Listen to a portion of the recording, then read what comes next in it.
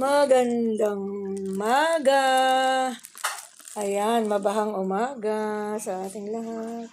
Ito na naman ang aming tubig. Nasa loob na naman ng bahay. Ayan. Naku, palaki. Palaki ng palaki. Ayan ang aming batang vlogger. Yan. Ayan, nakita niya. Ayan o. Nakaupo lang sa silya, hindi makalabas. Ayan, hanggang dito po yung aming tubig, oh. Oh, ayan.